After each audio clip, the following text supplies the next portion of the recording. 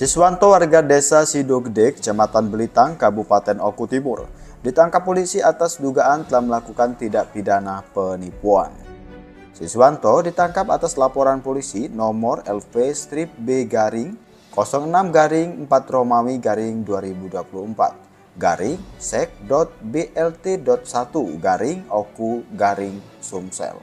Setelah Sudarwo 40 tahun warga desa Tambak Boyo, Kecamatan Buai Madang Timur, Kabupaten Oku Timur, melaporkan Siswanto ke Polsek Belitang 1 atas dugaan kasus penipuan.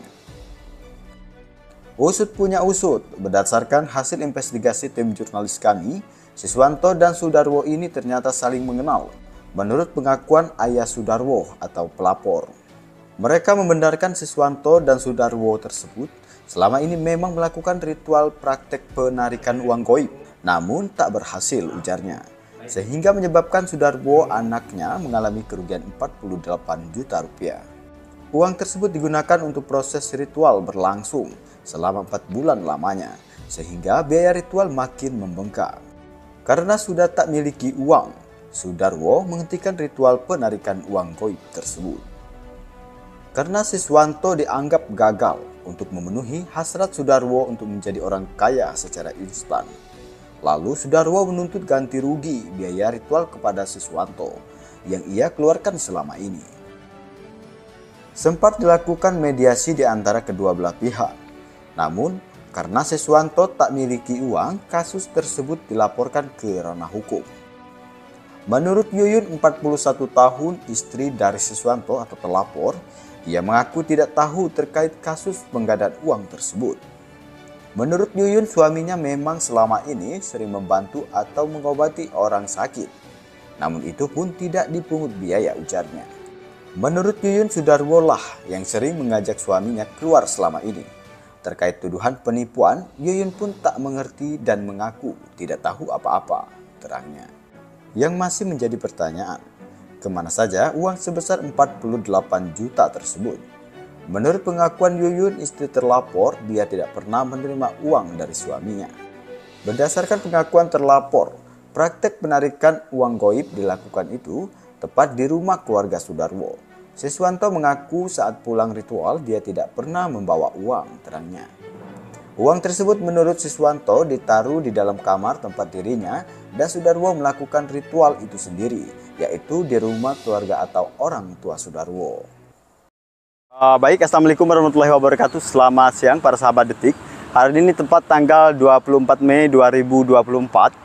Hari ini kegiatan kita yaitu liputan khusus salah satu kasus penggandaan uang. Dikatakan tadi dari narasumber, salah satu warga Belitang ini terlampor sebagai kasus pidana seperti kasus penggandaan uang atau penarikan uang. Dan saat ini untuk lebih lanjut kita sudah berada di Polsek Belitang untuk menelusuri kasus ini. Untuk lebih lanjut para sahabat, kita wawancara langsung Kakanda Dian Burlean sebagai penasehat hukum terlapor ini. Kita hadir di Polsek Belitang 1 ya di Oku Timur ini untuk mendampingi masyarakat kecil yang dituduh penipuan. Tadi sudah dikasih, alhamdulillah kita sudah komunikasi bagus dengan Pak Kanitnya. Kita sudah ketemu dengan klien kita sudah bercerita jujur kepada kita bahwa dia tidak melakukan penipuan ataupun kegiatan-kegiatan yang menyimpang. Dia murni atas permintaan dari korban. Jadi minta, dan tidak ada uang yang 48 juta itu secara sekaligus tidak ada. Jadi yang ada itu hanya biaya-biaya ritual itulah. Nah, nggak tahu bagaimana sehingga ini bisa naik, kita juga belum tahu, kita belum pelajari berkasnya, nanti kita pelajari.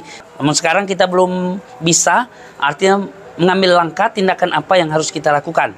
Namun setidaknya langkah yang bisa kita ambil untuk sementara ini berupa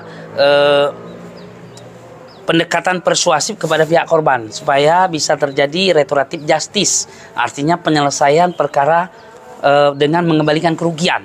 Nah, perlu kita jelaskan di sini, bukan berarti kita membela pelaku penipuan, bukan. Kita membela kebenarannya.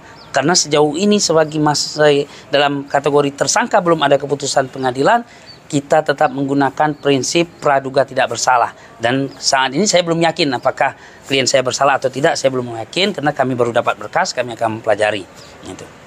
baru tahap 1, pelimpahan, pemberian berkas kepada Kejaksaan Hukum Timur. Nanti kalau ada petunjuk dari Kejaksaan, nanti akan dikembalikan berkasnya dengan namanya P19. Nah, tapi kalau sudah lengkap, langsung pelimpahan tahap 2. Nanti ditentukan hari dan tanggalnya.